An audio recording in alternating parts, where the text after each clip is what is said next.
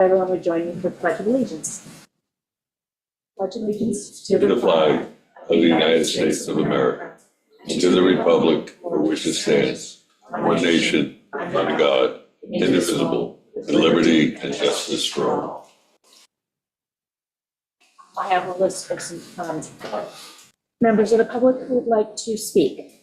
Michael Gaynor. Thank you. I'm Mike Gaynor, 8 Cobbetts Lane.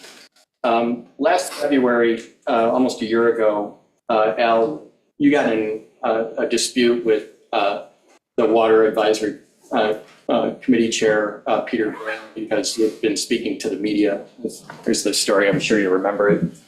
And so you talked to the town attorney, and the town attorney called in all of the committee chairs, the Community Preservation Fund chair and all the various chairs, and said the protocol was that no one should speak to the media without first speaking with the town attorney and the town supervisor. At the very last meeting, where at a town work session where you folks were discussing the purchase of 7 South Cartwright, Gordon Gooding recused himself from the conversation. Gordon was aware that he wasn't supposed to speak to the media. And then immediately after the meeting, he went and spoke with Julie Lane from The Reporter and made a collection of comments online. Can you tell me why you spoke to the media when you knew that you weren't supposed to be doing that? I don't know what I spoke about. I'll be happy to refresh your memory. My problem here is the board continues to put policies out there that you yourselves break all the time. I'm sure Tom Cronin's going to want to come up here at the end of this meeting and talk about how Ben had violated a rule where he called out somebody by name in public and admonished them, right? So these things, these infractions on the board, you want us to follow the rules, but you guys don't follow the rules. You brought up 3 specific points inside of The Reporter that are either false or misleading. The first one was you said that the reason the Community Preservation Fund didn't buy my development rights is because I didn't provide public access. That's not true, and you know that, Gordon. I offered to build a 416-foot public walking path and pay for it out of my own pockets to the tune of close to $200,000 to create a connecting path between Sylvester Manor and the Lima Bean Field, which is an initiative that the CPF pursues on all other deals except for Mike's. That was a false statement. I don't know why you made it. I really don't want to hear your explanation, but it's a false statement. The truth is I was going to make a walled garden lined with boxwoods going up and down so everybody could connect from one trail system to another trail system. That was false statement number 1. False statement number 2 is you said inside of that article that the Community Preservation Fund rarely works with brokers on real estate properties. You made it sound as if that never happens, and it didn't happen on the 7 South Cartwright transaction. It did happen. And I told the board that you guys should investigate that transaction because I was concerned about it. I met with this young lady right here. Her name is Brianna Otati. She's actually the daughter of one of my subcontractors, so I know their family very well. I've spent millions of dollars with this guy. She was placed on this real estate transaction in an overt attempt to mask that M. Ween Realty was in fact the real estate agent. Amber, these rules that you have about not naming names, I'm concerned a fraud took place. This company is on the verge. Mechanisms for investigating fraud. I don't want to have people slandered. I'm not slandering anybody. I'm telling you exactly what transpired here. Gordon went on record. He broke the rules. He wasn't supposed to speak to the media, and he made it sound like there wasn't a real estate agent involved in that transaction. The community needs to know this, that a member of business that operates inside of this community is going to be receiving a commission. That money is going to come out of the town's coffers. It's going to go into the seller's bank account, and then it's going to go into that company's bank account. And we should have known about that. That should have been looked at. The other element, and I'm certain you haven't heard of this, is part of this transaction is benefiting Michael, what's his name? Shecky. He is proposing, him and Gordon are discussing putting some sort of a public theater on that property. That's something that should have been disclosed to the community. There's probably a couple of dozen homeowners who would have liked to know about that before you folks went ahead and voted on it. Did you know anything about that? Because I've been looking into it, and they want to put a public performance theater over there. That should have been discussed. And then Michael got up and spoke. He went on record in a public record. He made no mention of that. He was talking about preserving the rural character of the community. when in fact what they want to do is have live performances there. So folks need to look at these transactions. It's a $3.9 million transaction. If those public monies are being handled fraudulently, somebody could go to prison over this stuff. You guys need to be careful with those transactions. Thank you. Great. Is Tom here? Yeah, Tom Cronin, you're signed up next. And Tom, I apologize. Thank you. This is not my norm. Tom Cronin, not my norm. I don't like going negative. Try to get through it as quick and painless as I can. Strikes a nerve. Hypocrisy. Practice of claiming to have moral standards or beliefs to which one's own behavior does not conform.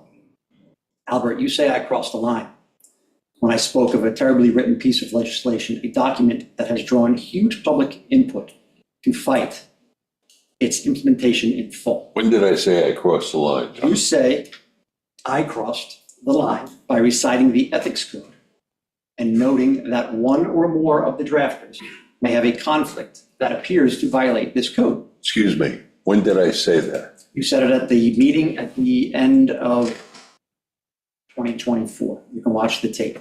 The doc hearing? Yes. I wasn't present. I couldn't be here. It was the last meeting of the year. Last meeting of the year, where you say I had crossed the line. Let it be noted that not once did I name any of the parties who created the law. Not once did I call out any specific individual. Not once, Albert, but yet you continuously belittle and berate Ian McDonald by name on a regular basis. Or how about Peter Grand by name? Or Jerry Silver? When did I say these things? Can I finish? No, You can- you're accusing me of something, and I don't know when I said We can these have a things. discussion, but let me finish what I'm going to say. In all due respect.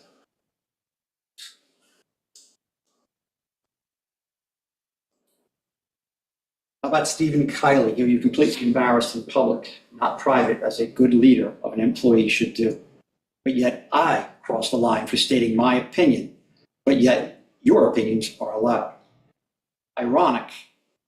The expression of one's meaning by using language that normally signifies the opposite, typically for humorous or empathetic effect.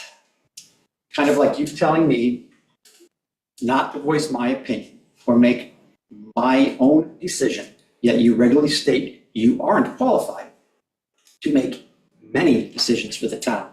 If you can't make these decisions, how can you lead the town? Let it also be said, not once was a WMAC member called out in public by name until Ben Diet did so at the meeting following the doc hearing. I made it a point not to point out any individual WMAC member, but I guess you didn't find it to be as important as I did. As for an apology to that person that Ben so callously mentioned, if he is truly upset, I would have no problem sitting with him and working out our differences. But somehow I don't see that happening. Ben, you called me disgraceful for calling out a potential ethics code violation. You disgraceful, what? You called me disgraceful. You apparently don't think I should have brought these issues to light, and I agree with you. True. You should have. It's your job as a town board member to watch out for things like this, not me as a taxpayer. I am told by the ethics board that none of you have reached out yet. And that's old news, maybe you did by now.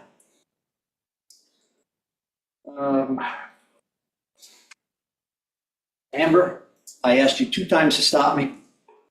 If you continued to feel that my speech was inappropriate, but you did not. Instead, you referred to me in my talk as disparaging and a problem the next day. You said disparaging, even though I stated I did not believe that WMAC created this law to enhance the value of certain properties, but merely stated it appeared that way. The community spoke at the first meeting, and you refused to address the issues, and that is why we are here today. Almost all speakers asked this law to be dropped, and somehow you didn't hear them. I find it ironic that I stood before the board and pointed out potential ethics violations definitely worth looking at, and you chose to attack me, the whistleblower, so to speak. Very typical of today's politics. Good deflection attempt, but by now, let's try to fix a dock law that's so badly butchered.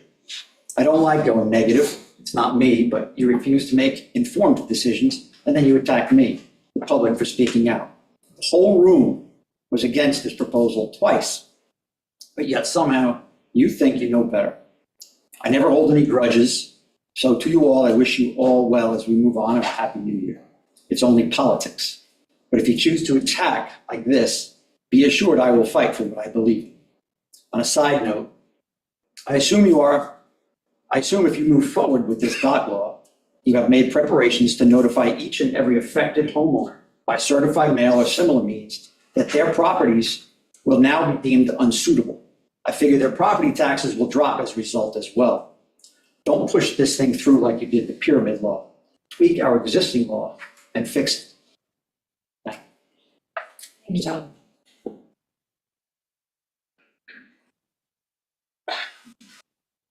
The next three people signed up are going to be speaking on the Historic Preservation Board presentation. So is there anyone else? Bert? Hi, Bert Wave, 9 Northbury Road. So just wanted to correct the record, the last meeting that I spoke, I believe, with, I was talking about 7 Cartwright, and I got up after Michael Shatkin, and then he felt like he needed to have the last word, and he came up and spoke again, and he directly tried to speak to me, and Amber, you correctly, as policy, told him not to do that, but he did get the last word in, and he mentioned that, because I had mentioned, well, I asked a question of a lawyer, could you possibly put in a dock at 7 Cartwright? And he said, well, yes, for passive recreation, if that qualified, you could do such a thing. And then, what Michael said was, he went after me and to an extent, said, Bert, you're not passive, your activities. And assuming that in his own mind, right, that I was asking for myself for a place to put my boat or my activities at 7 Cartwright. That's where his imagination was going. Completely incorrect. I have a slip at Congdon Creek, and I've had one for 10 years. I have a mooring in West Neck and a pulley line. That's where I do my activities for my oyster business and my mooring business. I was asking for the 150 people that are on a list for a slip at Town Dock. So I just wanted to be clear that I wasn't asking for myself when I came up here, and I asked for what the activities that could be allowed at 7 Cartwright.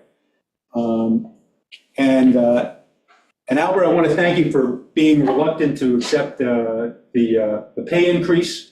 I don't know if they did give you a raise in the last tax, the last budget, but I know you did say that you wanted to hold the line, and I appreciate that. I know you all tried to hold it as best you can, but we did see a big increase this year in our taxes, and I see a tendency that there might be some off-budget things here in the early year of 2025 that might not be in the budget. Just that I'm hearing, I hear that there's a very high salaried or waged cost environmental consultant that is joined the looking into things on the town. And I was just wondering, I didn't see that in the budget item. I was just curious where that was.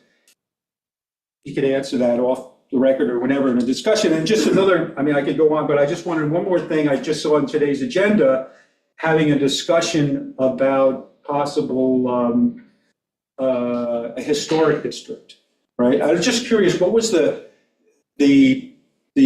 paper trail? How did that get on the agenda? Did somebody come to you? Yes, there's a group of people who will be presenting. After people are going to do that? Yes, Okay. after we Right. close Because, this public session. because I just saw that from the town board is very reluctant to even support the history center. And now you're entertaining a desire for a historic district. I thought it was kind of contradictory, but anyway. I'd like to hear that discussion. I don't know if I have to go get some medicine for my kid, but I'll try to watch it on the Zoom. But that's, Gordon, welcome. Good luck. Thanks. Or just point of clarification. You said that the board is not supportive of the history? I'm sorry, could you speak up? Sorry, I lost my voice. All right, yeah, I got it. Turn my hearing. You said that the board was not supportive of the history center? I said reluctant supporters with the $15,000 that usually goes to the History Center. That, in my interpretation, that it wasn't like, just like sign, let's go through it. There was a discussion about it, if it was gonna go through, so that's why I said reluctant. I'm not saying that you weren't in favor of it, I said reluctant. In my view, you appeared reluctant, before you came on. Well, for the record, I and the rest of the board are very supportive of the Historical Society. That budget item was not allowed. Oh, so you didn't support it? I mean, it didn't go through the $15,000? No. Okay, so I'm gonna say that you're reluctant. If you didn't allow the $15,000 to go through, I'm sticking with my comment. Well, Bert, under state law, Yeah, we're not allowed to do that. okay. That's why. Oh, that was really, so, But we're very supportive. We actually even said, come to us with other ways we can support you, and we're happy to do it. okay. But under state law, that transaction is an illegal transaction. Okay, so it's happened in the past, but you've corrected the mistake. Yes, correct. All right, thanks for looking. Quick answer to your environmental consultant question is that we will be passing those fees on, we're going to be working on legislation to pass those fees on to the applicants. So Right. that's why you didn't see it in the Gotcha. budget.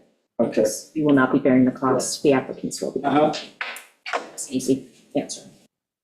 Anyone else in the physical audience who wishes to speak? Anyone on Zoom?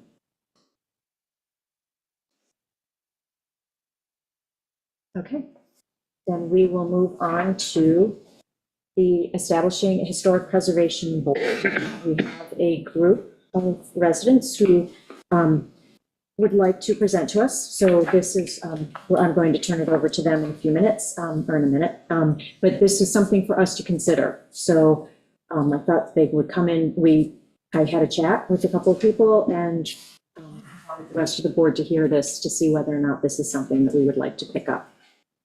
So I don't know, we've got Lori Beard Raymond, Catherine Harper, Robert Harper, Karen Pear, Stella Gudis. I don't see Rebecca Northey here, and Tim Frateller here. So I don't know who wants to take the lead on this. Okay, perfect. But we won't drive you crazy. So Happy New Year, and I'm viewing this as being a very positive proposal. That's going to be the word that we're going to go with for the rest of the day. So I'm going to make some opening comments, and then Tim Fertel will give you a very brief presentation. 1 year ago, an ad hoc group of folks, Islanders, with the exception of me being the adoptee, got together, and we were trying to figure out a way that we could potentially advance the concept of preserving landmarks on Shelter Island. And the group had very complementary skills. I'm going to touch on them because I want you to get a flavor for the caliber of knowledge that was within this group. And the group knew that the town was open to the concept of preservation just by looking at the current and the proposed comprehensive plans. But we're also aware of the very long list of priorities that this board has before them. So we thought if we started the ball rolling and came up with a straw man that could give you all an idea of what it could look like, and maybe do a little of the heavy lifting in terms of figuring out the process and rewriting the code, that would be helpful if you chose to pursue this as one of your priorities. So we wanted, in effect, to give you a head start. So let me start with just who these folks are. And you know some of these, but Becky Northey couldn't be here. She's an attorney. She's a Heights resident. She owns a house that's on the National Register of Historic Places within the Heights. And she's also the chair of our the Heights Architectural Review Committee. Robert Harper, who's here, is a lifelong educator. He's a preservationist. He's another Heights member. He and his wife have a home, 2 homes actually, on the National Register, one here on Shelter Island and one in Mattatuck. He was a commissioner on the South Hold Preservation Commission for 8 years. And together with his wife, Catherine, who's here, they restored 4 historic residences to period, meaning it is like exactly the way it should have been or was when it was built. Robert's also on the Architectural Review Committee, and he has great contacts at SHPO, which is the State Historic Preservation Office.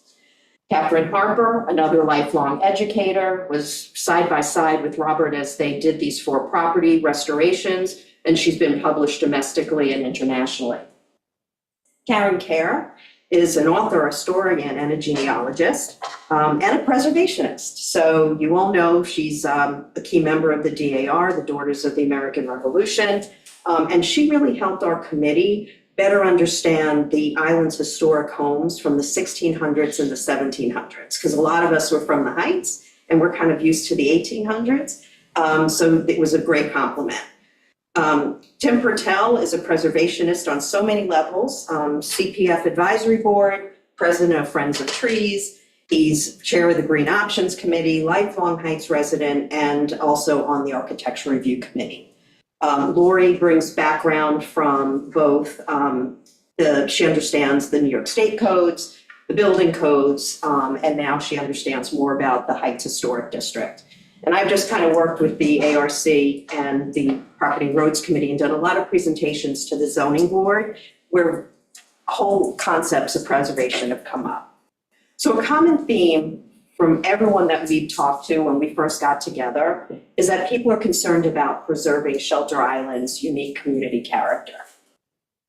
In fact, and I'm going to quote, the current 1994 comprehensive plan and the proposed update state a basic goal, the comprehensive plan, is the preservation of archaeological and cultural resources in order to protect the linkages between the town's history and its present life, in order to improve community self-understanding, to strengthen the sense of community, and to protect Shelter Island's special character and unique identity.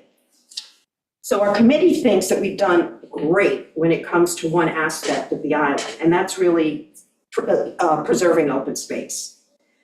But the historic district and the structures that are already on the national or New York State registers, and they contribute so heavily to the island's beauty and unique community character, they remain completely unprotected. So today, Shelter Island has approximately 180 structures that are listed on those registers. Yet the designations have no protection. And they're irreplaceable. They're part of our history, and they can be demolished at somebody's whim for no reason, or for a reason that they might have, but perhaps it's not for the greater good. And this is where property rights has to be balanced with wanting to preserve your history. And it's, that's something we're going to have to grapple with. So what we're going to talk to you today about is approximately 7% of the structures on the island that contribute far more to what we believe the community and the historic character of this island than that 7% suggests. Again, coming from the comprehensive plan, the action number 6 from the current plan that's in effect says that we should amend relevant town ordinances to include protection of historic and archaeological assets as explicit considerations in acting on permits, and devise an objective system for assuring that those resources are in fact respected with new development. That's exactly the mission of what the Historic Preservation Board would have. And with that, I'm going to hand it over to Tim to actually tell you what this board could do. So thanks.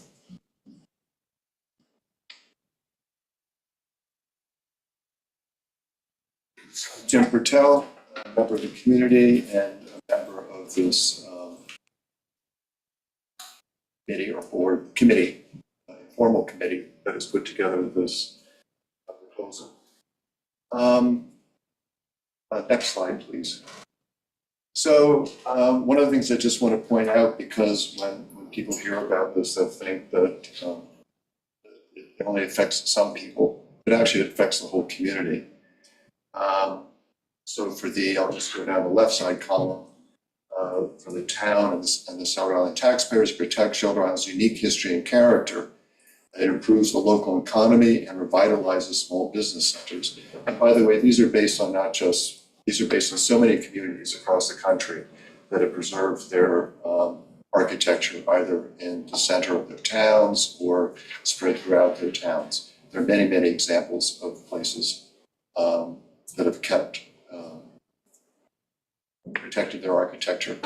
Maintains skilled labor on the island, relieves the ZBA from discussions on aesthetics, which is out of their scope, preserves embodied energy, which is energy expended to construct an existing structure, harvesting materials, transportation, disposal, etc.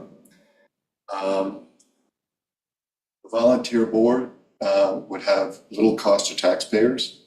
It would be consistent with the CPF Chapter 50-6 purpose and stipulation, preserve cultural property consistent with historic preservation. For homeowners, this would enable access to abundant resources and expertise for owners of historic properties.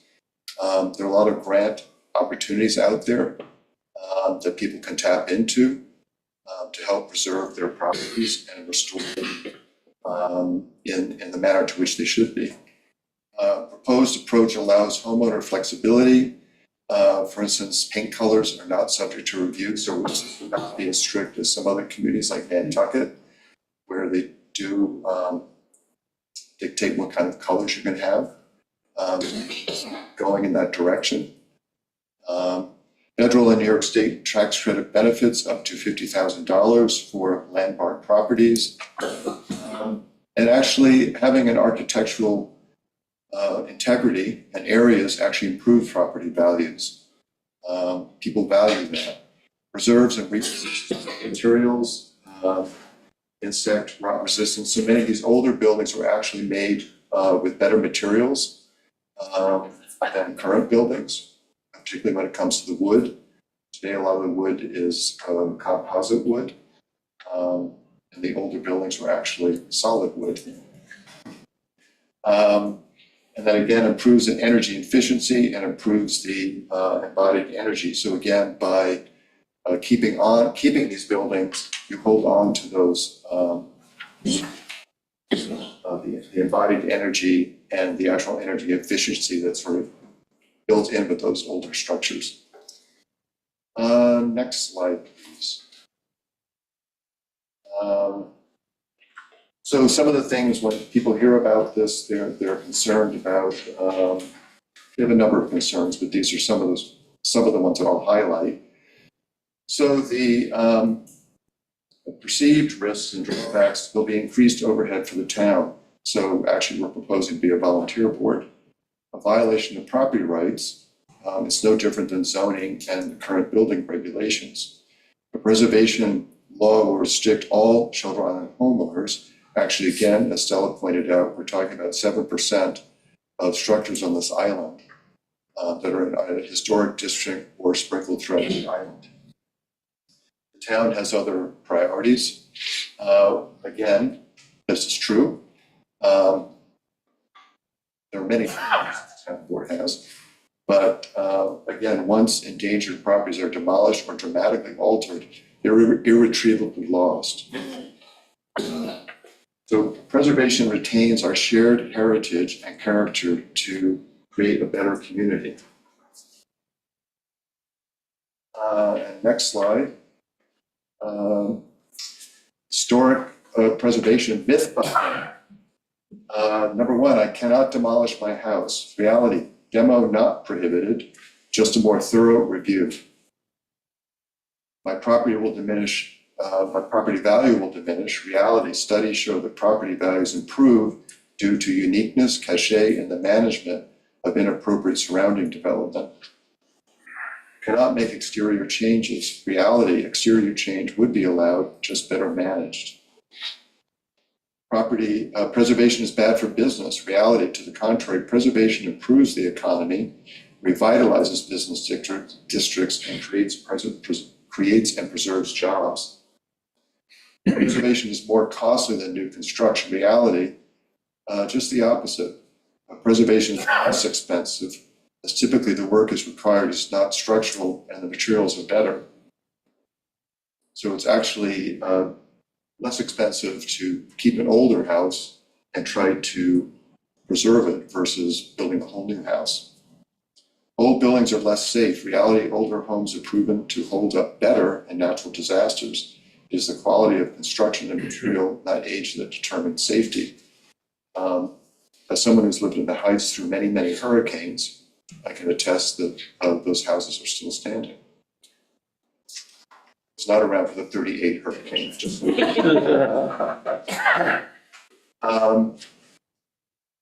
So next slide, please. So we're not working in a vacuum. There are other towns in the East End that have also have building codes, preservation codes. Riverhead has a landmarks and historic district code. East Hampton, preservation of historic areas. Southampton, landmark and historic districts. And Southold, historic preservation, 2004. And there are ways, we've talked about how you can add on to a house and do it in a way that's respectful of the original architecture. And the Havens house is an example. They added a wing. The original house was built in 1743. Renovation was started in 2018. They had to go through many hoops to make sure they did it correctly. And so the final project preserves the original building while adding archival space and other use space to help their mission. On the opposite, next slide, please. And then the possibility of losing homes. Several years ago, a house at Daring Harbor was torn down. I don't want to get into the specifics of why it happened, but it's just an example of something that can happen. And then next slide, please. And then also, we're all remember the attempt to preserve and keep the buildings at St. Kitts, which again, we were not able to do. And then the final slide. So this is sort of a to-do list, making the Historic Preservation Board a reality. Change the current unstaffed Historic Advisory Commission to Historic Preservation Board. Develop a process and document steps. Redraft Chapter 77, Town Code Historic Preservation. Develop a Historic Preservation Board Certificate of Appropriateness application. Create the Certificate of Appropriateness. Identify possible board candidates. Review concept and documents with key stakeholders and amend as required. Next steps could be the town board members to consider advancing the concept, schedule a public meeting, incorporate some of our maybe more specific ideas into the comprehensive plan draft, implementation, create applicant resources, and establish resources for property owners interested in landmarking their property. And this is something, by the way, that has been happening in the Heights in the last couple of years, where people inquired about placing windows, decoration, the decorative elements of their houses. And actually, Robert Kaplan has been a great resource with helping homeowners with that process. So it's something that this board could help, not just in the Heights, but to other homeowners on the island.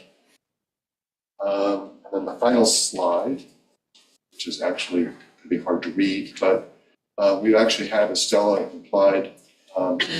We have actually gone through a lot of the steps of actually sort of doing a draft code, what it could look like. Trying to draft a certificate of appropriateness, how it would look like. So a lot of the steps have already been taken to save work down the road for the town board. And I might add also that this committee has also consulted with the town lawyer and with Reed Karen. So they've not been as we progressed. It's particularly important to keep the building department abreast of these kind of proposals. That is it. Any questions for any of us? I remember seeing a copy of the draft legislation that you guys worked on. Could you resend it to the entire board if you Yes. have it? Because I don't think that Gordon has seen it yet, and I need it bumped in my emails. Yes, yes. No. We didn't know what the next step would be to share it with all of you. Good food for thought. For properties to be included in this review by the Preservation Board, it's strictly voluntary that they enter into it to be deemed historic, or if properties? The Heights is already, there's a register there. You have the comp plan, the current one. I think in the draft you have a list of properties also. There would be would this be entirely voluntary? I have to get that process, maybe I'll speak to that. So the process would be, starting with, you have to be on the historic register. So we would give the building department a list of about 180 structures. So when somebody wants to do work to one of those 180 structures, the building department say, here's what I want to do. Building department looks it up. Is it on that list of 180? If the answer is no, you just keep doing what you wanted to do. If the answer is yes, they'll say, please go to the Historic Preservation Board, have a pre-conference, let them know what you're doing, and then just go through the process of applying for this certificate of appropriateness. And there'll be an application, a review, a hearing, a work session. So similar to the boards that we have, like the planning board and the ZBA, same kind of process. The only difference is if somebody doesn't like the outcome of that particular, either the ZBA or the planning board, they have to go file an Article 78 for an appeal. In this case, we're saying the appeal would be to the town board. I mean, we don't want to kind of make it open. But what happens is there are going to be properties that are not part of that 180 list that want to be, because they want to have access to, they want the cachet, they want to be able to put the tile outside of their house that says they're part of the historic register. They want to have access to those grants, those tax credits, I should say. So in those particular cases, they might say, Historic Preservation Board, it seems undaunting how I can do this. Can you please help me? And we will help them. And as they apply and they become part of the either of those lists, then they would become eligible under the law to, if they wanted to do any exterior work, they'd have to go through the way that the code is outlined. So we're starting really small. We don't want the island to think that this is like everybody, or if your house was built before 1940, that you must adhere to this in the code.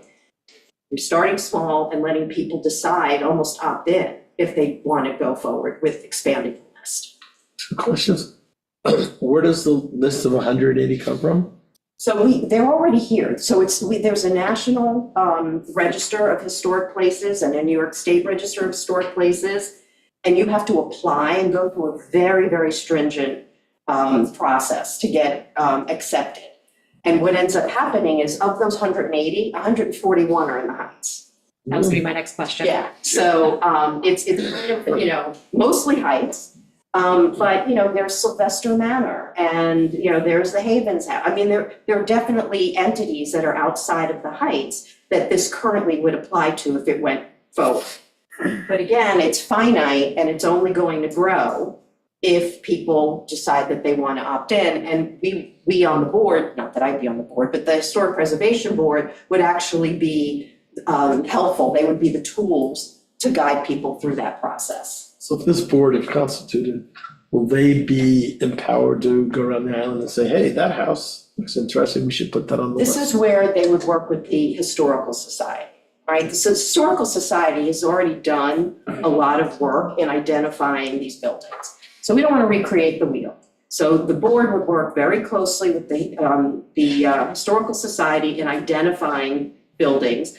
And if people are interested, we can either do outreach, the board can either do outreach to those owners, or those owners could come once they know that the Historic Preservation Board is live, and they can go through the process that way. Just to be clear, I'm asking for a friend. Oh, that's fine. But you know, when you think about it, the Historical Society has so much information. So again, we're just looking to do the piece that they don't do. Also, What's the go ahead. one more question. Are there any costs associated with this application you're mentioning? And Yeah, so we're thinking if the proposed board operates like the zoning board or the planning board, they would probably need a clerk, but we wouldn't meet as often, right? We'd probably meet every other month as opposed to every month. And there'd also be whatever costs associated with Channel 22 and YouTube or whatever we do. So that's kind of the lion's share. And one of the things, there are a couple of things that we did not write in the code. We didn't write anything about penalties, not our forte, and we didn't write anything about fees. So the thought could be that if there is an application fee for this, that could perhaps go toward the, the part-time clerk. What was the criteria to be considered a historical home, so?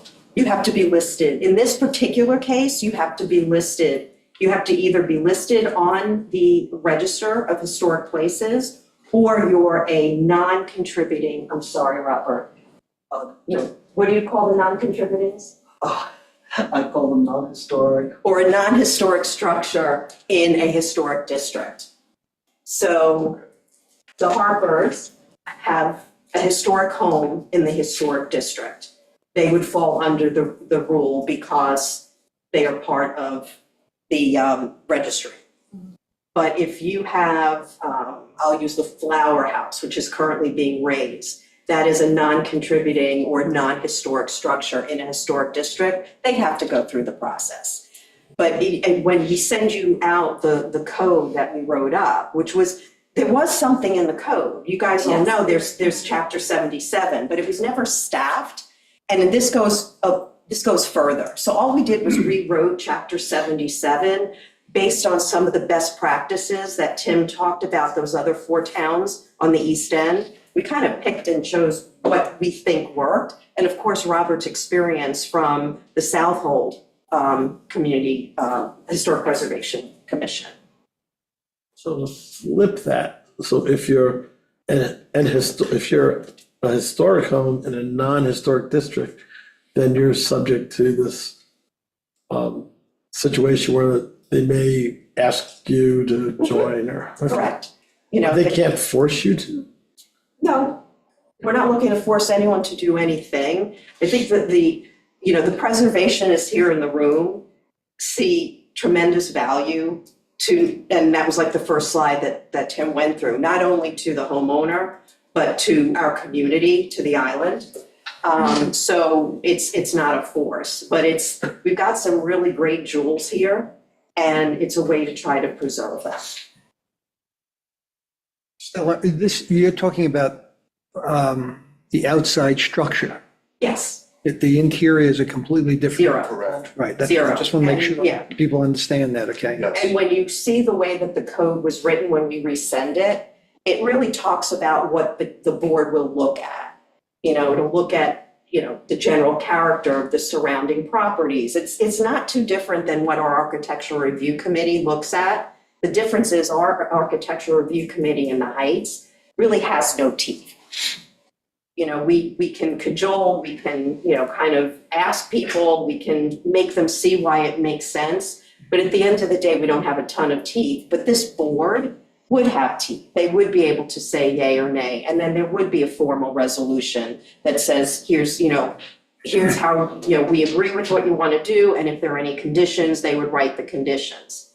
Or just like the Havens House where they did an addition, it matched the structure. Yeah. So there are all these avenues where you can do improvements. Absolutely. Or to the, so it's really a review, okay, or trying to hold on to our history. Correct.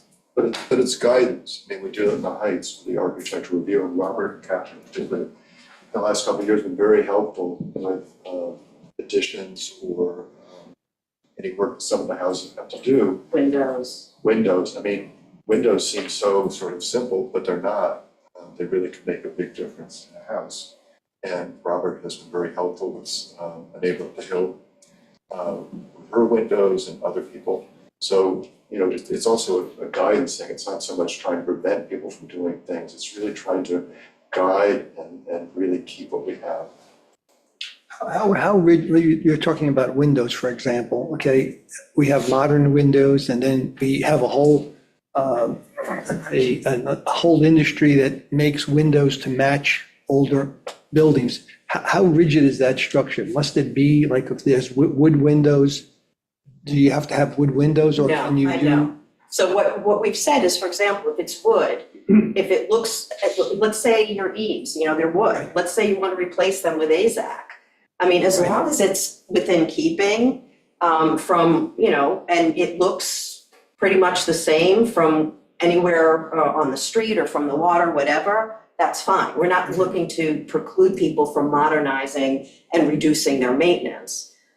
We just want it to, You know, a lot of times people look at when you're dealing with historic buildings, there's always a cost factor of having a window. I'm using a window as an example where, you know, the mullions have to be made out of wood, and they don't allow using plastic or, you know. so Robert, I'm out of my element on windows, and I'm tapped out. Am I being too specific here? It's an excellent question, if you'd like me to. Yes, that would be great. Sure. Good job, by the way. And good afternoon, Town Board. This is my first meeting in front of Identify you. yourself. I'm Robert Harper. Catherine and I live at 14 Spring Garden Avenue. You might know it as the Winship House. Or if you go back far enough, the Hoffman House, Willett and George. So we're on the corner of Spring Garden Avenue and Waverly Place. It's an incredible house in an incredible area. We could have chosen any place. We have a house in Mattatuck, which is on the local historic register. So we chose here, and it's because of the abundance of beautiful, beautiful properties that have been preserved. We just don't want to see anybody losing. So to address your questions, yeah, windows are they are an issue. Windows are one of my specialties. I restore windows, and sometimes restoring a window and putting what we call a invisible storm window in front of it actually has a better R value because of the space between the historic window and the storm. And it can cost less than a new window. My experience on the Southold Preservation Committee was that we did allow other kinds of windows, specifically the Anderson A series and the 400 series. We usually preferred things, not the insert grills, Right. but ones that had true divided lights. But if somebody said, you know, we really can't afford to do whatever, we're very, very flexible. What we want to do is to preserve the character of the community, and at the same time working with people, many of whom don't know what to do with an historic house and are very grateful for the advice that we give. So in the 8 years that I was on the commission, we only had one person that did went to the town board and disagreed with us. And I don't want to mention the person's name, but they're in litigation and their house is an absolute mess. It's actually up on Jack's right now. And it's been, I think, maybe 6 years that they haven't done anything with it. But other than that, everybody was very grateful for the help that we give. You might also know too that being on the National Register of Historic Places entitles you to 20% state grant for the work that you're doing. And nobody on Shelter Island seemed to know this until Catherine and I came here. We did several workshops in the summer times and let people know. And Stella, you might know the exact number, but I think we've gotten about $100,000 worth of grants for people improving their homes. Also like to make a distinction between historic districts, which is what that Shelter Island Heights is, and individual landmarks. I think there are 10 individual landmarks on Shelter Island. We're talking about the Dominique Windmill. We're talking about, there's a bridge down by Taylor Island. The Union Chapel is actually an individual and in addition. So there are several of them. They would now be entitled to that 20%. If you're a commercial property, you could be entitled to up to 50% in state and federal grants. And if you're interested, on February 1st, I'm going to be doing a workshop at the Greenport Public Library about both the individual homeowner grants and the commercial grants for people. It's going to be at the library. In Greenpoint. Yep. What's the date of that again? February 1st.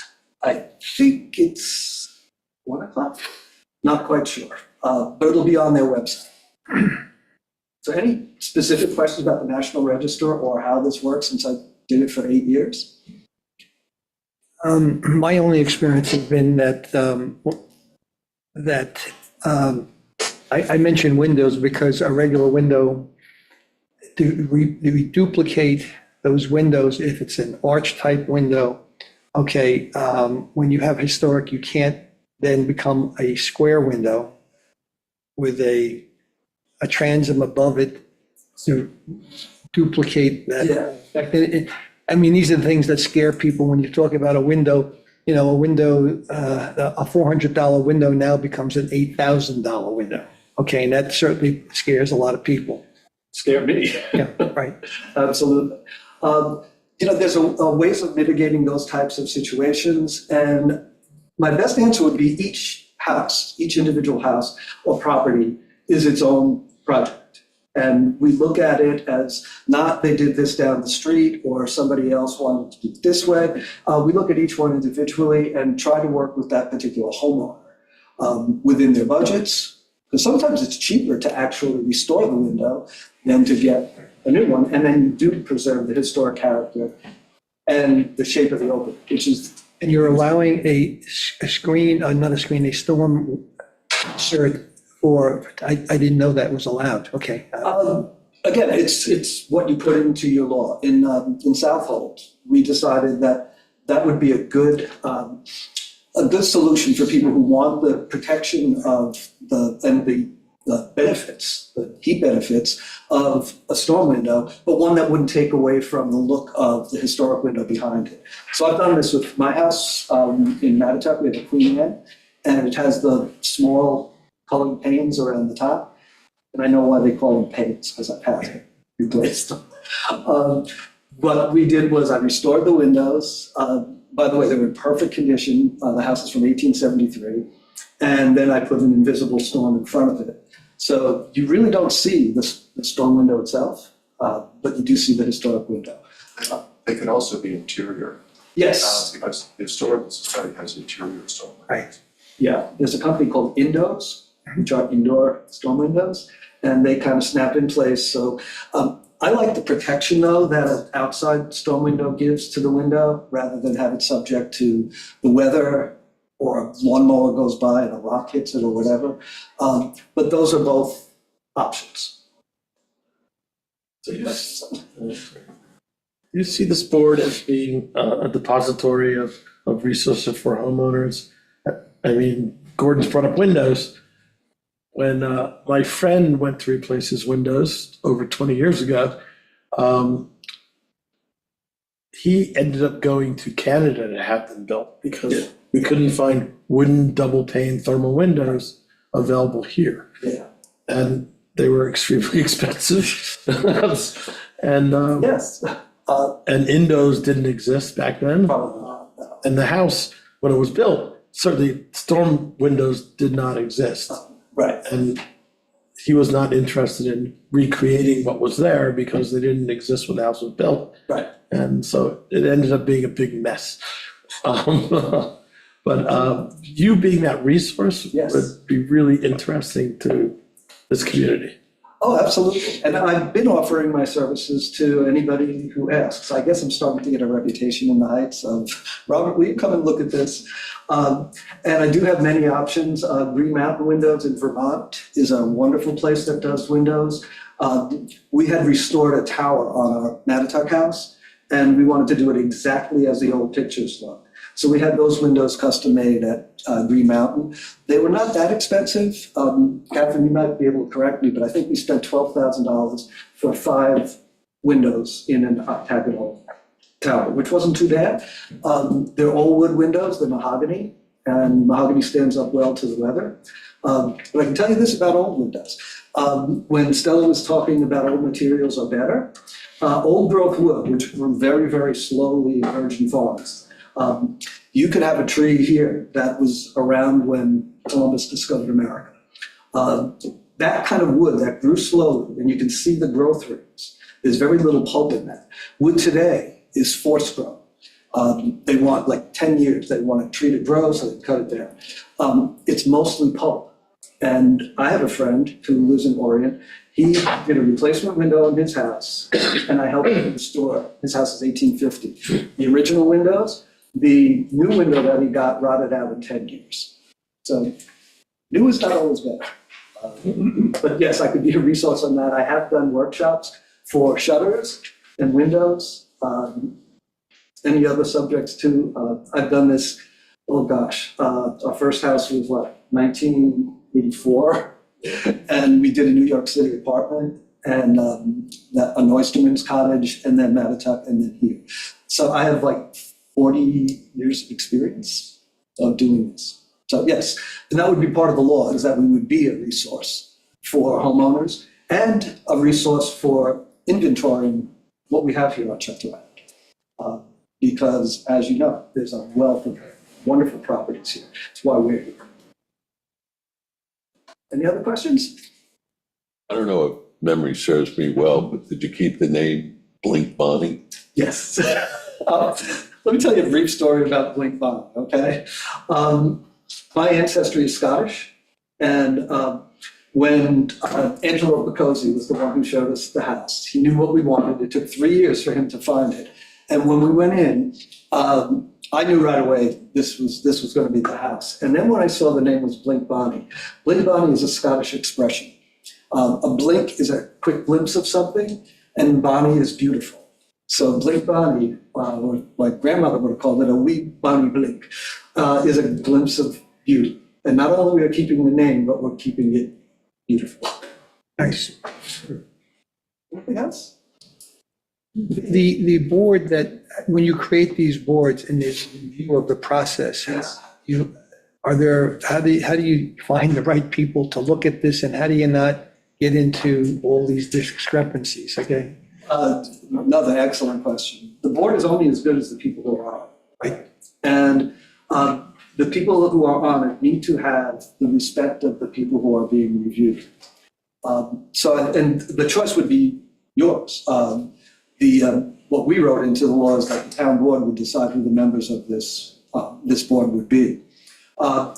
We have found that people who have building experience that can read plans are excellent choices, because they're the ones too that say, go for the Anderson 400 series. Here's what we can look at. They know building materials. You need somebody who has actually done work on historic houses. I've had several architects come before the Southold Commission, and I was shocked that only one in 8 years actually knew about how to date a house. Because my first question was always, well, how old is your house? When was it built? Because that would decide what's appropriate for it. And only one, who happens to be a local architect in Southold, she was the only one that could say, it's this old and this is how I know it's that old. So architects are not only always the best, they also sometimes have conflicts of interest with what they're doing. We also had a real estate agent in Southold, and he was excellent in terms of what you can do to your house that might increase its value or decrease its value. Joe McCarthy is a real estate agent on the North Fork. But it would be up to this board to interview people. I would assume there would be some sort of ad that would be placed. That's how I got on the South Hole Town Board, was an ad in the Suffolk Times. And you would decide what the criteria would be, who would be a good candidate for it. I wasn't interviewed in Southold. I wish I was, because I do have good credentials, but they just chose me. One day I got a phone call and said, Robert, the meeting's tomorrow. Right. Can you come in? But again, that would be your choice. I mean, Gordon, one other thing was, we already started a list, a running start list of potential board members. So there, if this went forward and you started advertising, you know, there could also be outreach to those folks.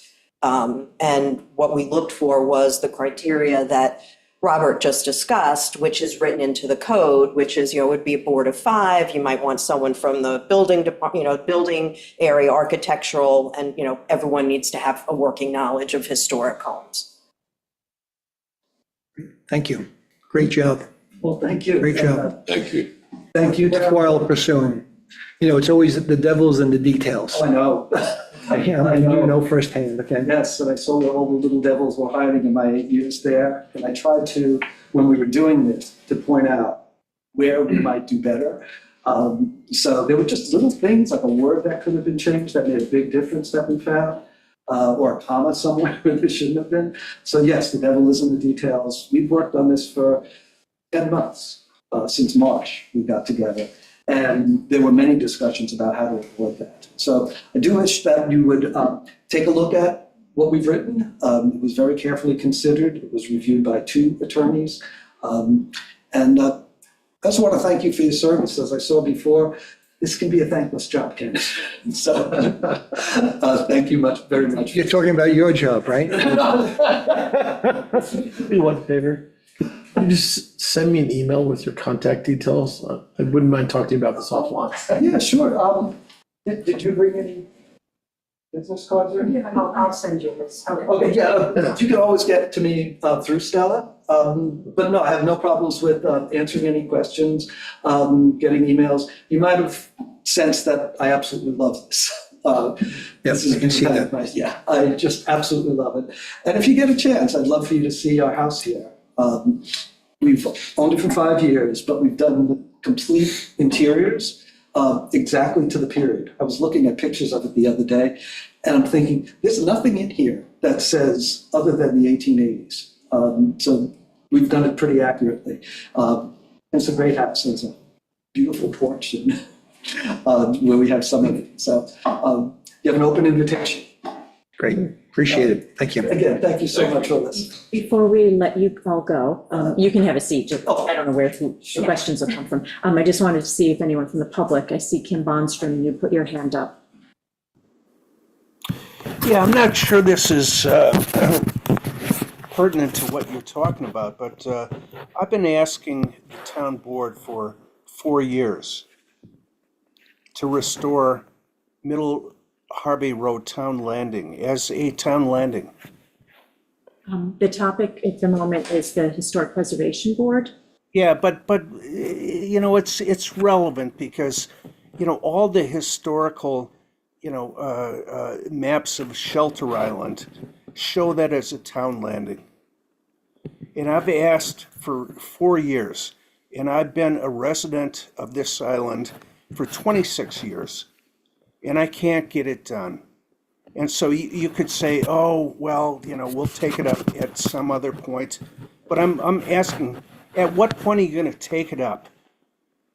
Because Actually, you're, hold a moment. I was gonna say, what you're asking about Hold- is when we're setting. Kim, let me- Excuse me. I was gonna say, our next topic is town board priorities for 2025. So your comments would be better. Don't be doing that. Don't be doing that. Okay, I've been put off for 4 years. All right? That is my sole access to a riparian mooring. And I've asked this town board, and I've asked you, Amber, for 4 years, and I've asked, whatever. Restore that. That's a historical landmark. That has been a town landing for, I don't know, 50 years or whatever. I can't access my riparian mooring, and that's all I'm asking. I'd like an explanation of why that hasn't been included in the town's designation of town moorings. Don't put me off. I would When we really get to the next appreciate it. topic, we will discuss, we'll talk about adding that to our list. Yeah, no, I hear that from you a lot of the time, Amber. Okay? Why isn't that thing historically, why is that not been included in the town landings? It hasn't jumped to be high enough on the list of priorities, but we Right, will, all right, we will pass it discuss off. it. We will Pass it discuss off. it. Excuse me. Pass it off to somebody else that cares.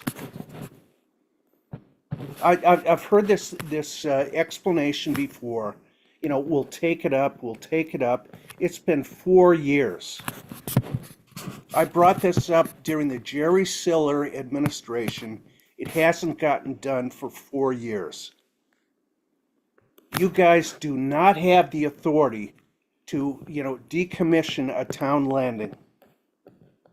You guys went out of your way, to give the Ramsheadian excuse me, let me finish. You guys went out of your way to give the Ramsheadian, a commercial dock, which is in violation of the town code. All right, Kim, we're going to go back to the Historic Pass Preservation it Board. off. Pass it off to somebody that cares. Thank you. Anyone else in the physical audience who has any questions about whether or not the town board should move forward with the Historic Preservation Board? Anyone in Zoom?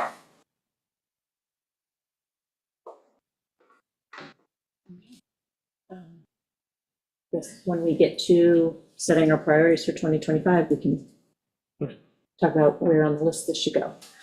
Okay.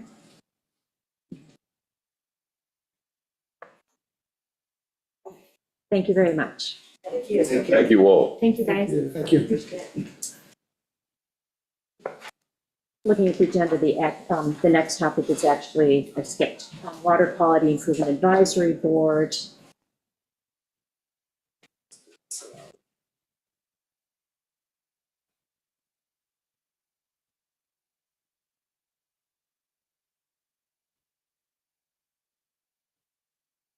I gave the board some handouts, and this is something that the Water Quality Improvement Advisory Board has asked us to take a look at, and it concerns the timing of when people get their grants, grant payments. Before you guys go into it, Oh, right, yes, you need to recuse yourself. yeah, just so that people Yeah, yes, please. Yeah, thank you. I forgot to kick you out. I'll make myself out, no worries. Well, let me do that. So the reason this has come up is the process for people to get the rebate payments is that they have to wait. Currently, the way it's written into our process and procedures is people have to wait until they get the green stamp from Suffolk County Department of Health in order to get their town rebates. They can get their county and state rebates with an inspection letter, but waiting for the green stamp can sometimes take months, even a couple of years in some instances.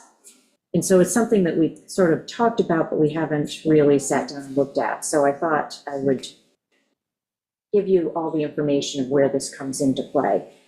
And the reason it's an issue is just, homeowners lay out the money and then they have to wait for however long.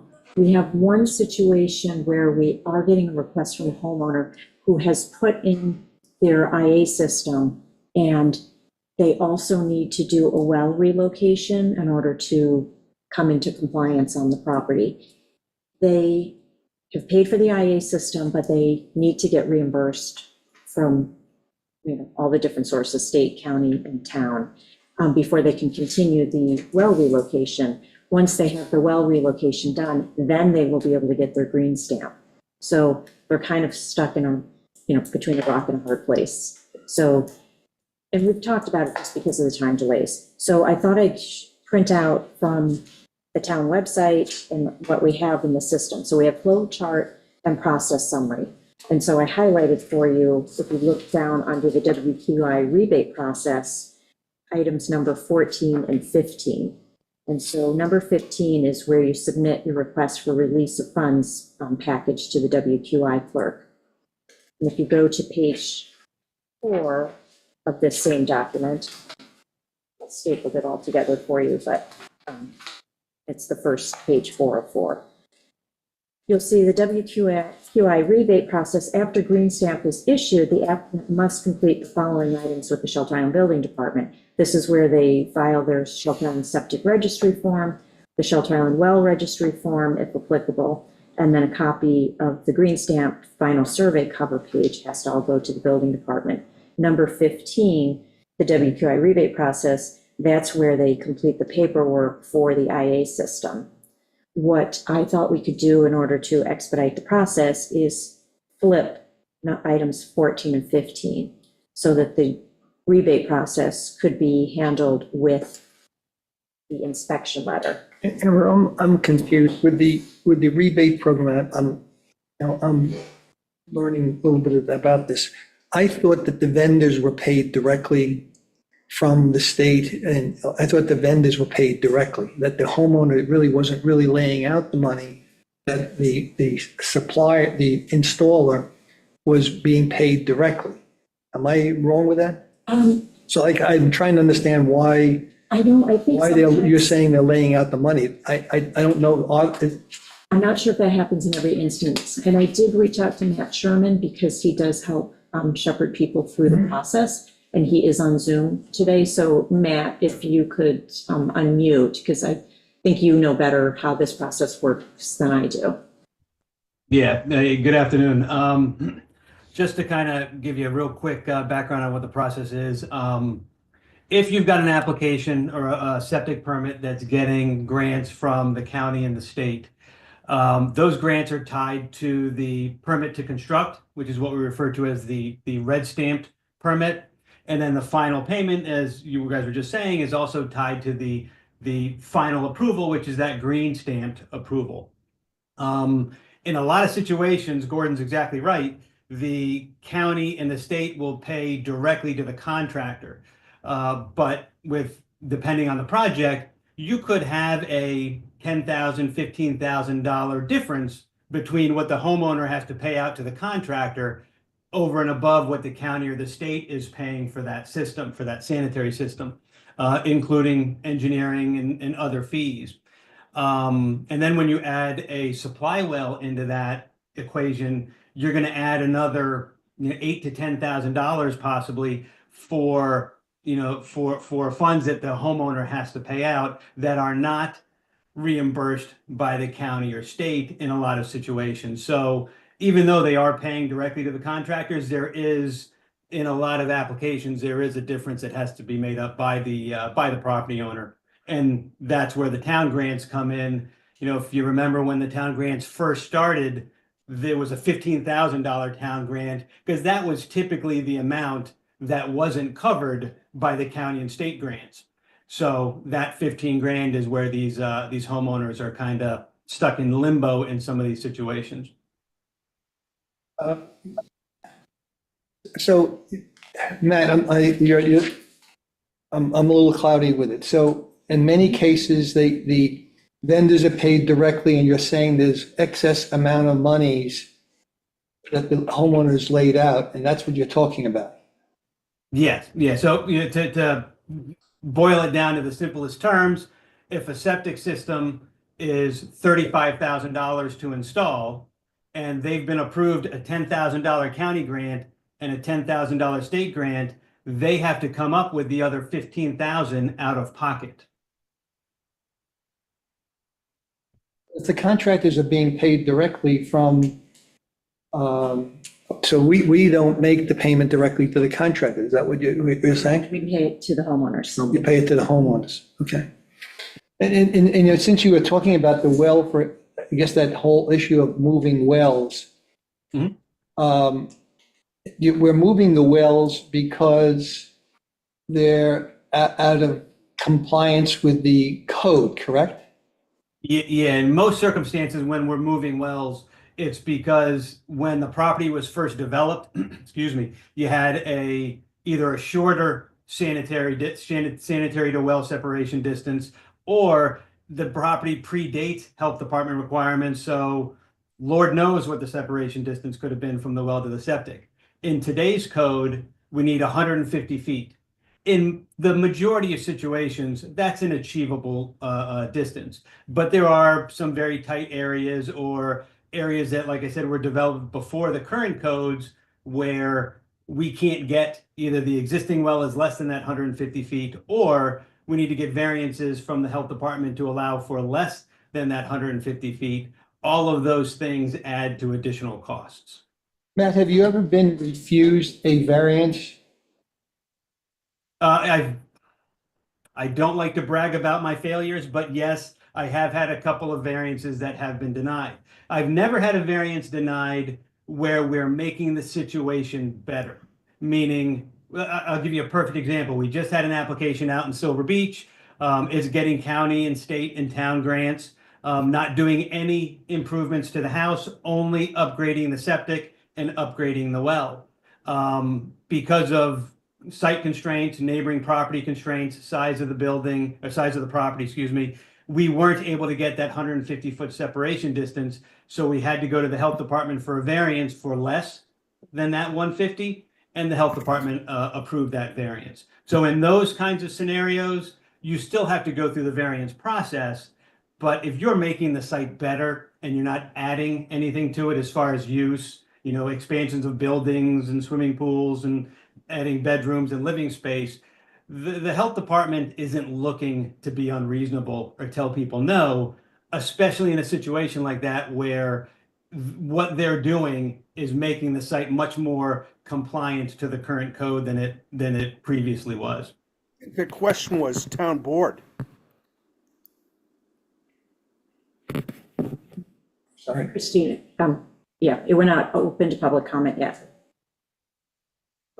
Okay. And is that true, Gordon? Did I misunderstand the question? No, that you answered the question. So what you're really saying in the residential, we're doing residential IAs, if you have to move a well, okay, you're saying that you can go for a variance if you can't move the well. Not necessarily. I mean, that's part of the truth, but that's not really, that's not the complete picture. What we do is we look at the site as a whole, and we look at the neighboring properties, and we try to maximize our separation distance from wells to sanitary systems, both on-site and off-site. In most circumstances, we can get to what we need. We can move things around, and we can adjust the site so that we can meet the minimum standards. In situations where we can't, if the existing well is okay and the existing water quality is okay, we may go for a variance from the health department to keep it in its current location, even if it's less than the required minimum, if we can't move it to a better spot. The other alternative is if the existing well is less than the required minimum and the water quality or the well construction is not what we would want it to be, then we can go to the health department for a variance to move it to a different location that also doesn't meet code, but hopefully can be better. Even if it's not perfect, you know, it's the old, don't let the perfect be the enemy of the good. That's the overall attitude that the health department has on a lot of these applications. And again, it's very important to emphasize that these are applications where we're not adding anything else. We're just talking about well and septic. If you've got a vacant piece of property where you don't have a well and a septic, you don't have a building, and you want to go for a variance to have less than the required separation distance from well to septic, that's an entirely different animal. That's a tough hill to climb. But when we're installing residential IAs, no change of the building structure, no additions, whatever. If there's a well that is, let's say 100 foot, and you're putting an IA system in, and the new code is calling for 150 feet, must you move the well? If you can.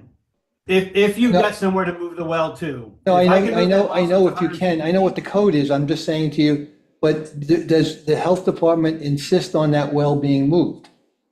Again, if you can. If you can move that well, so it's from 100 feet and you want to get it, and you can get it to 150 feet, that's the requirement. And I think what you had even mentioned it earlier, the devil's in the details. The same thing is true here. There's different types of applications we can go for. There's a best fit application where we can ignore the well altogether. That's one scenario that may apply in a situation that you're talking about, but it's very situational. So it's very specific to each property. So you can't really make a blanket statement that says the health department will allow us to keep a well at 100 feet if if that's the way it is today. There's situations where they will, if the well's deep enough, if the water quality is okay, depending on what was approved on site and on neighboring properties. It's not a black and white. I wish I could give you a definitive yes or no. It's just not that simple, though. Thanks, Matt. Yeah, you're welcome. If Yes. the green stamp is the final issuance from the health department, where does the inspection letter fall in the procedure? There's a couple of different layers to the process. So, and the health department is very good in the information they give back to the applicants. So when we put in an application, we get our approval to construct. The contractor goes out and they start installing the system. There's a number of different inspections that occur. And after each inspection, we as the applicant get a notice from the health department. The excavation inspection was done. You're good to install the system, will be a notice. Once the system is installed, we'll get a notice that it was installed. You're okay to start up the system. Once it wasn't started up, same thing. So they go right down the list. So the inspection letter that's being referred to, it's not really an inspection letter as much as a notice of incomplete information for final, and it gives you a laundry list of items. And so if you still have to do submit your as-built survey, that will be one of the items. If you've got a water analysis that needs to be submitted, that will be one of those items. So basically what you're having is you're taking items off of the to-do list. The installation inspections, the startup inspection, the certificates of inspection from the engineer and from the installation contractor, the certificates of abandonment for the old septic that's been removed. All of those to-do items come off of the list of required information. So we're really looking for what's not there as opposed to what is, in giving something to the town to say, okay, the septic has been installed, they still have to do the well, or they still have to do water covenants or something along those lines. And then you make a decision as to whether or not it's moved along the septic installation process far enough for you to be comfortable to act on it as far as the grant is concerned. I reached out to one of the supervisors over there this morning to see if there's something they could do that was a modification to that notification. So something that would give the town an assurance that the septic was installed the way it was supposed to be, and that we're really going through either bureaucracy or non-septic related steps in order to get that green stamp. I have not heard back from her yet, but as soon as I do, I'll forward that correspondence onto the board. So the inspection letter that we're considering is the inspection letter from the health department, but all the to-do list is completed? That's up to you guys as to what you want completed and what you don't. I think the situation at hand that really brought up this conversation was someone who has to put in a well. That's one scenario. Another scenario, which we see more often than not, is if somebody's got, let's say they've got PFAS in their well, or they've got high nitrates, and they have to put treatment on, and they have to put a covenant on the well. If there's a mortgage involved on the property and you have to put a covenant on the well, that in and of itself can take 6 to 8 months or so to get done.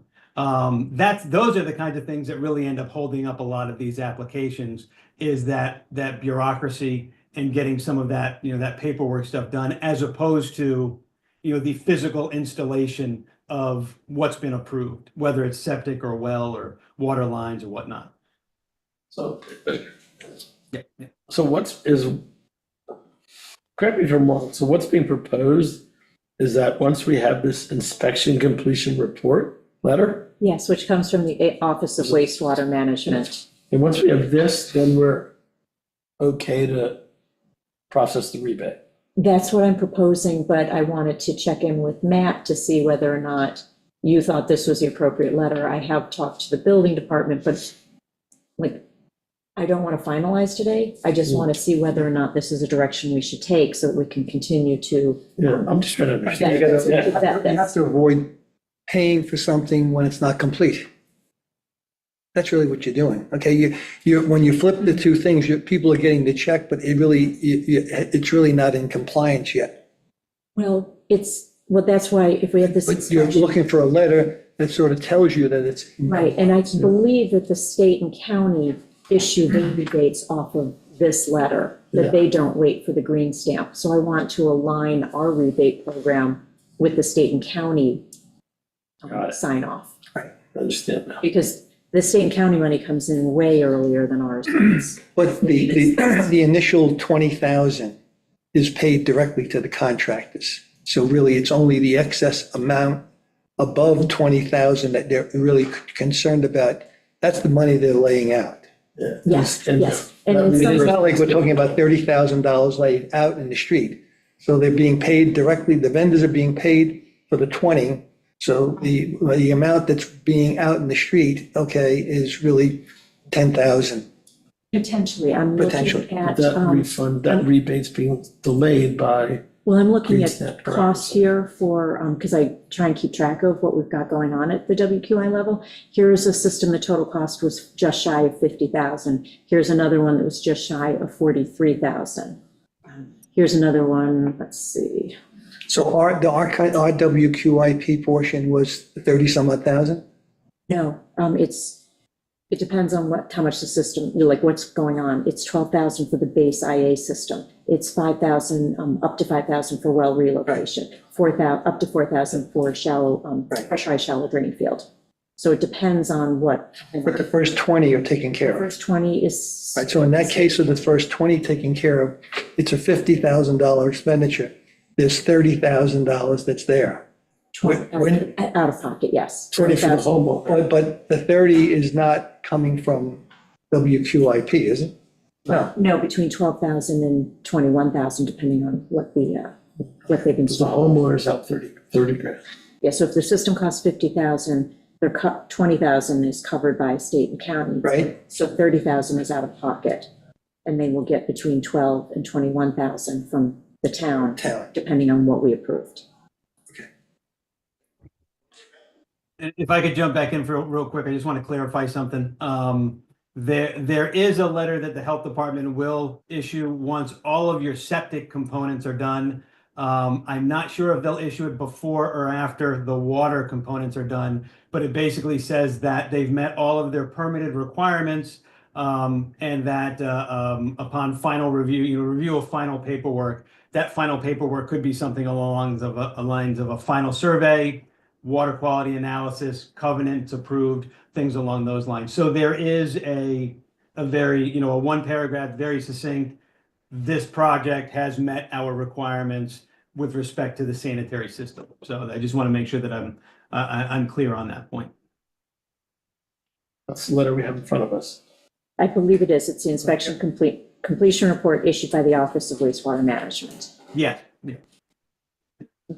I think I understand. Okay, yes, I was trying to make it as clear as possible. So one of the comments when I was talking to the building department about this, so if we go back to the page 404 on the flow chart and process summary.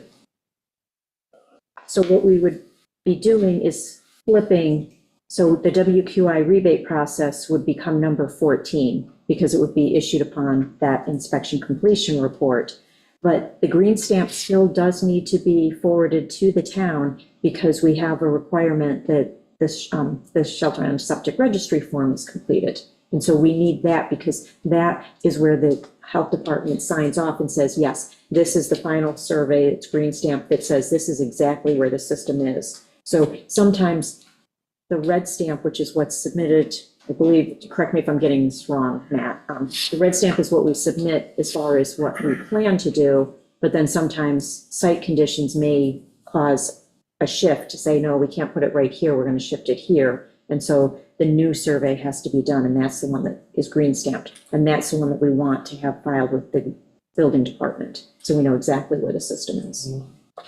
Well, I hate to ask this question, but why would we want to fully pay out before it's finalized? Exactly. Because the system is in and it's done, it's just a matter of getting the registry in our. Do we have the ability to monitor that after the check is written, it's paid for? How are we, that item is still outstanding as far as the town is concerned? Because So it's, now we have to have somebody make sure they review that we get that green stamp to complete the transaction. because it's going to be open in the building department's municipal system. Okay. So it'll be an open item that is, and in some cases, So they're trying to sell it. Doesn't matter. Has there ever been a situation where the green stamp was not issued? I do not think so.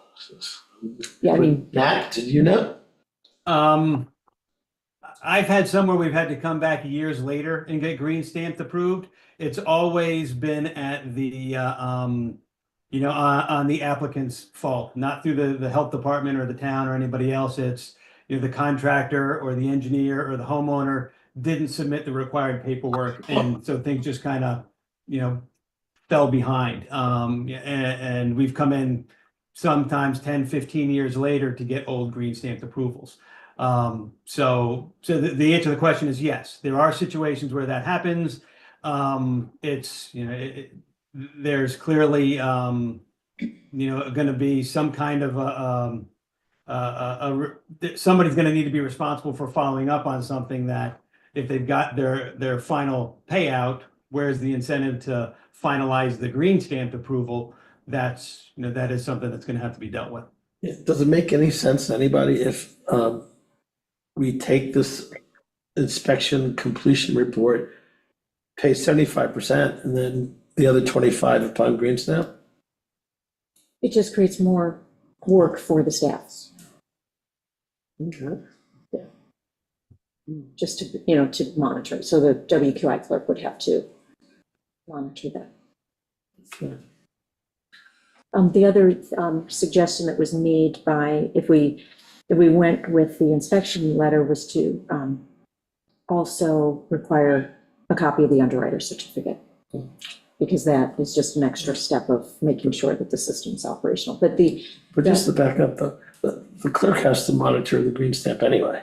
no, the WQI clerk does not monitor that. The building department does. Well, somebody's got to monitor it. Mhm. All right, okay. Got it. So, and then the rest of the paperwork that I gave you was just, if we choose to pick this up, which forms we would have to adjust to change where we have reference green stamp.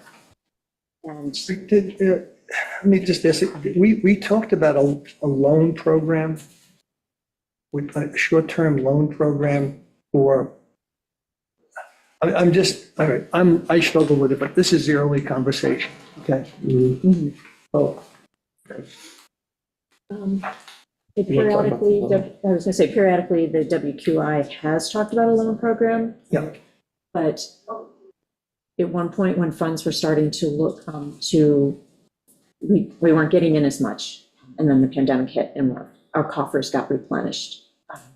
They reduced the amount of the rebate and then they've increased it, especially with rising costs for the installation. I think if funds become tight again, then that conversation to get. I think, when you talked about the $40,000 unit, and if the averages are, I'm trying to, I really need to understand what really is, what are they really laying out? Is it $10,000, is it $5,000? What really is the average amount that's being laid out?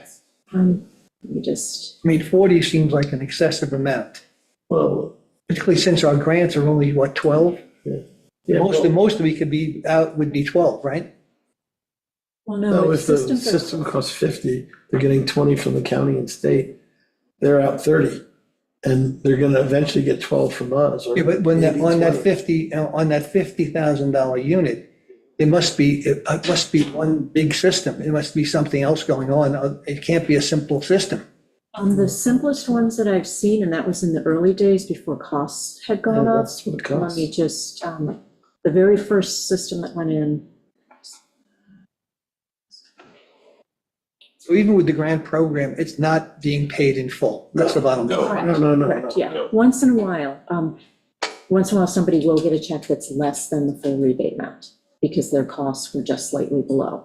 That's usually not the case. In the early days, I think the cheapest system that ever went in was $19,663. That was the very first one that went in on Shelter Island.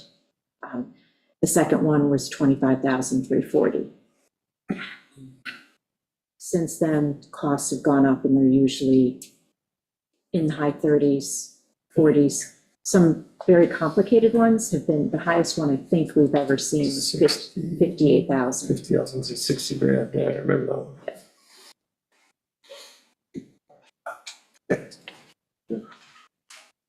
I think the last time I did an average on this, the average was 39,000, but I think that was sometime during the end of 2023, I did that average. And layered in 2024 systems. Definitely. I mean, what you're proposing makes sense, but where I'm tripping is the fact that they're gonna be fully paid without getting the final read stamp. But the county and the state have They've fully done paid, this already. have fully paid out their grants. Maybe they're not so smart. I'm just, One thing How that would would we- solve this, by the way, is if we turn it into a loan program, and that's only repayable upon sale of property. You know, let it sit there for however many years, because then it doesn't matter.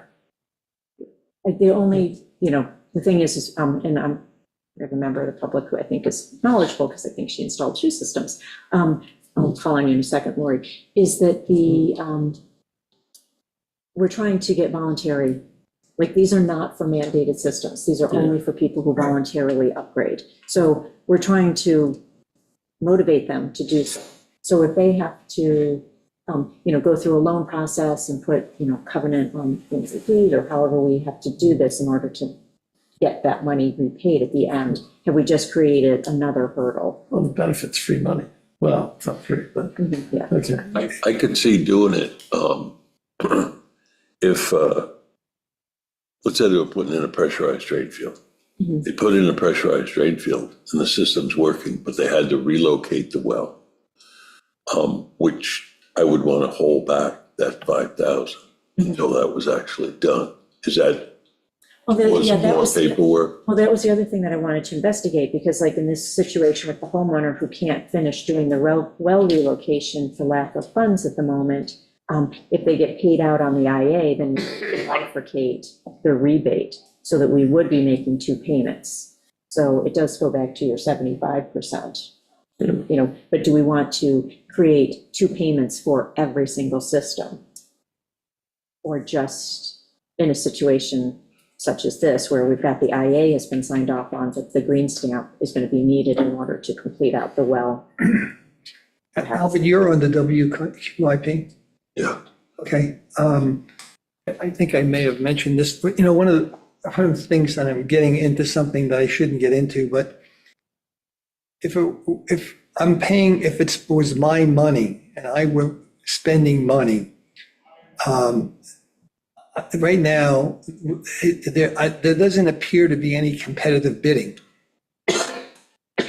Meaning there are no multiple estimates, there's no multiple price checks. It's like, There I'm just- are vendors that are available, that the county I has understand. put a list out. It's just as a homeowner gather. Right. But basically, it's basically we're writing, it's like bringing a guy in, I want new windows in my house. You take the first guy that comes in and you're writing a check to him. Okay, we wouldn't do that individually, but yet individually, we would probably have a couple of estimates to make sure that it's priced correctly. Right now, since it's a program that the vendors are being paid direct, I'm just throwing it out. It's not the same situation. I would counter that because the homeowners, it's very rare that homeowner is 100% covered. Yeah. So if they're not competitively pricing I know that. themselves, Yep. they're out of pocket money. Yep. So I'm not sure, like, I do believe that there's. But you understand the concept is Yes, that you bring that's one right. person in, he's handling everything done, but yet it doesn't seem like there's a competitive nature here in terms of pricing, okay? It just seems that, and I think it's, Well, there is because the homeowners actually pay the difference. I mean, I was gonna make the same point Amber just made. It's not 100% reimbursement. Right. So, What I've heard is that if an engineer comes in and does a survey and lays out the plan, that they'll specify a specific system. And then the homeowner, because that goes to the county, that the homeowner's locked into that particular system. They can't get another, when I can't look, go to a different vendor. They could if they chose to, but once that system is written in on that survey form that's submitted to the county, they're locked in. Matt. That's my understanding. Yeah, since Matt's an engineer, Matt, do you want to speak to that? Yeah, thanks. We do design to a specific system, but it can change at any time, either during design or after the initial approval has been issued. It's a real quick, simple thing. It doesn't happen that often. There's only a handful of systems that most of us design to, but it's not unusual for us to switch gears based on who a homeowner wants to use for the contractor. It's never been a problem that I've experienced.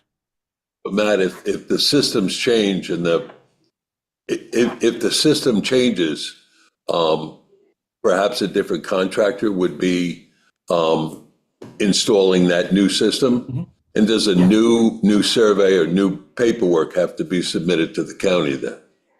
It's a modification to the paperwork that's already been submitted, and it's a very simple. Sometimes we can do it with just a letter saying we designed for a Norweco and we want to switch to a FujiClean or vice versa. Other times they may want us to provide the installation details, which are boilerplate. It's not an issue. It's just not. It's not a whole lot of effort to go from one manufacturer to another. Matt, how difficult would it be to list the two manufacturers? Or equal? Yeah, they don't like seeing or equal. That tends to Right. create issues. But you typically, I've never seen one where you design for two different manufacturers, just simply because that would be more effort than it would be if you decided you wanted to switch midstream. What I'm getting at, we've had this discussion when we've met with Suffolk County in various meetings, okay, is that it's really a proprietary product that you're specifying, so there's only one vendor that you have. You really don't have the opportunity, since you're engineering it for one particular product, you really don't have a real competitive atmosphere, but we're wasting too much time on that. That's not completely accurate. I know that we've got a couple of different contractors that install FujiClean on the island. I've got a couple different that install Norweco. I've got Hydro Action, and there's a few different installers for each one of those different technologies. So there's not a huge number of installers. That's true. So we're not pulling from a real big pool of options. But if I design for one specific manufacturer, a homeowner is going to have at least two, if not three or four different alternatives to who they can choose to do that installation. And each and every time they come back, you have to do the re-engineering, correct? Well, yeah, if I'm the engineer of record, yeah, absolutely. Yeah. So he's going to have to pay an additional engineering fee. I have yet to charge anybody for re-engineering a system to go from one technology to another. Maybe I'm cutting myself short, but when I said that it doesn't take much effort, I mean it doesn't take much effort. My cup of coffee wouldn't be cold by the time I switched from Norrico to FujiClean. Okay. Thanks, Matt. Yeah, you're welcome. Any other questions from the board before I open it up to the public? Lori, you had your hand up. Hi, I just had a couple of comments listening to your discussion. As you know, I've installed 2 of these on 2 different properties that I have personally owned, and as well as did all the backup for the WQI to support them when I worked with the town. But I think you've touched on it briefly, but there's things that the WQI or the town rebate pays for that the county and the state grant program do not. So when you say you're trying to align it with the county and state, there's the county inspection letter that you're referring to is just for the septic system. So as Ben touched on, say for example, somebody has to replace their well, your green stamp would include the well and other things where I don't know why you would want to pay for that before the well got installed. As one example. Another example would be the county and the state grants don't pay for the engineer fees. The engineer is not done with the job until the whole job is done and there's a green stamp. So why would the WQI want to pay out, the engineer before he's completely finished his job? I'm just using those as 2 examples. There's many other things that the WQI or the town rebate program pays for that the inspection letter does not cover. So I think you'd be looking at a much bigger review process because, as you said, Amber, you may have to do 2 checks. You may have to do 3 or 4 checks per application if you revert to something like this. And then somebody's got to keep track of all that. Who's paid what and for which application. So I don't understand how that would really work because you'd be paying, a partial. So, before the whole job is done. So anyway, those are my comments. Thank you. Thank you. Kim Bonstrom? Thank you. 2 questions. First is there any chance that the town is going to install the IA or AI or whatever it's called system for municipal properties in my lifetime? And the second question, just to repeat what I raised before, I'm still waiting for Middle Harbor Road Town Landing, which has been a town landing for over 100 years. And I'm still waiting for that to happen. Thank you. Thank you, Kim. The town IA system is a discussion for a different day. Today's topic was just the WQI process. Any other public comments? All right, so the question for the board is this something that you want to look further into or just leave it as the system is now? Would be in favor of leaving it the way it is.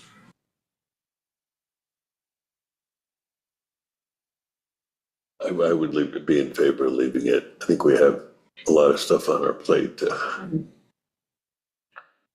It's not a burning issue compared to some of the things we're about to talk about. Yeah. I get it. And, it's hard to see people with lots of money, tens of thousands of dollars out there hanging. But I also have a real problem with fully paying out a grant on a system that's not complete.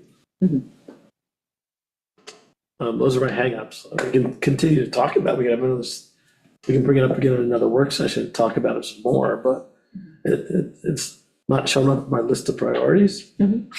Yeah, I mean, it came to light because it has been brought up by WQI, so you and I will go back to them and let them know where we stand on this. And I will also let the homeowner know who's, has the issue that this is where the town board's leaving it all. We voiced our opinion. How do you feel? I would like to look into it further just to see, because, I mean, Lori's point, like, I did, think that, okay, this homeowner won't have their well done, so we'd have to bifurcate the payment anyways. The engineering fees, if it's a fixed fee, which generally I think it is, paying that didn't bother me, because I would think that the engineers are going to be working with the homeowner until, and they will also. I would be opposed to this showing up on another work session agenda, because if we can bifurcate the payment easily, so we're not fully paying out, I can be convinced. But if we were going to continue looking at this, Greg Toner from the WQI has been the person who is like pulled together, put the time and energy into this form. So he would be the logical person to task with taking a look. So, I mean, so if you want to, Albert, we can go back to WQI and say, this is where we land. And if they want to pursue it further, they could spend the time, doing it further, and looking into the concerns that were aired today.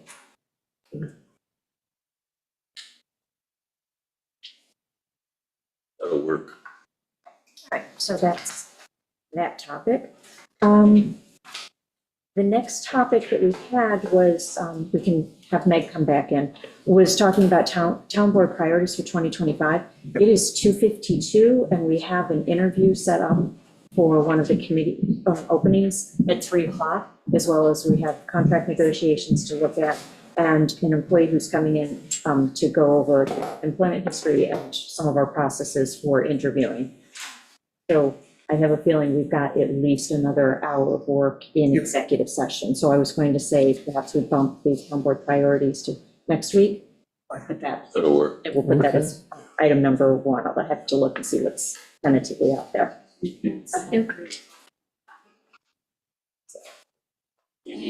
Sorry, that's right. Around the table quickly for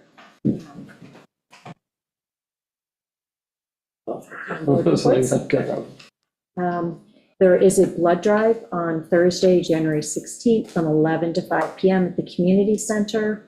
Appointments are strongly preferred, but walk-ins they will always take. And we'll make sure Christina puts this out on social media. Yeah.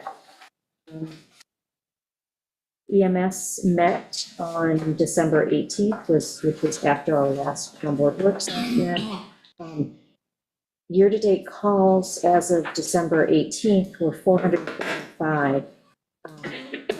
That's 16% above last year's calls year-to-date. So, Good job. yeah, they're doing a lot. The EMS building, construction is to begin on that in the spring. We had approved awarding the bid to Cardinal Lance. So that will be starting so that we can better house the ambulances that are in there. And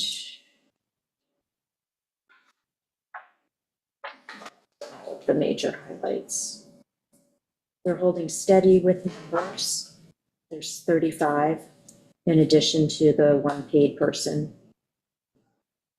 And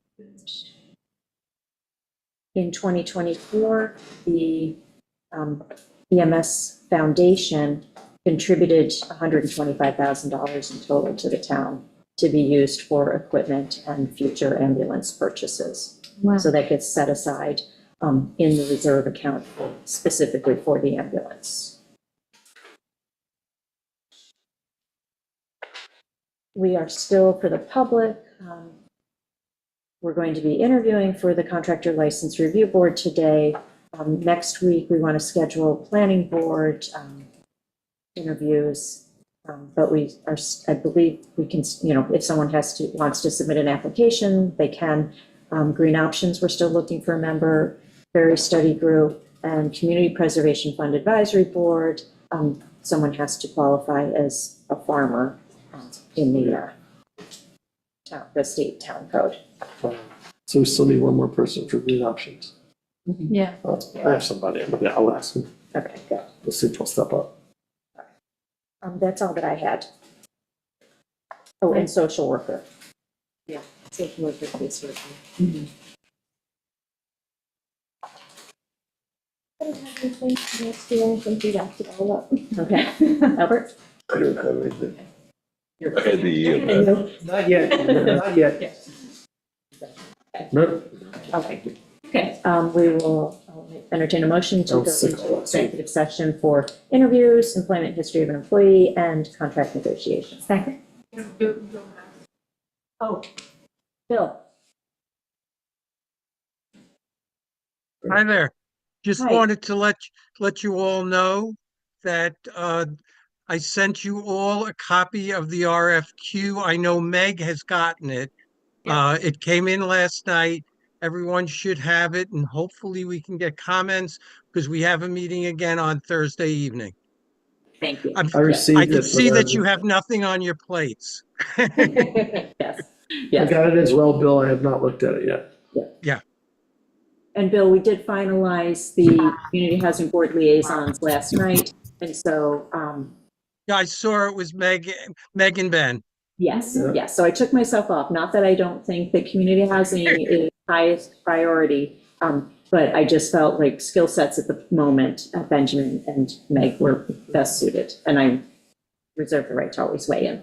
And I lost the coin toss. Sorry. Thanks. I just don't want to be too much of a pain on this, but yeah, I think we're moving. Yes, Thank you, Bill. thank you. You Thanks. got it. Okay, so all in favor of the motion to go into executive session?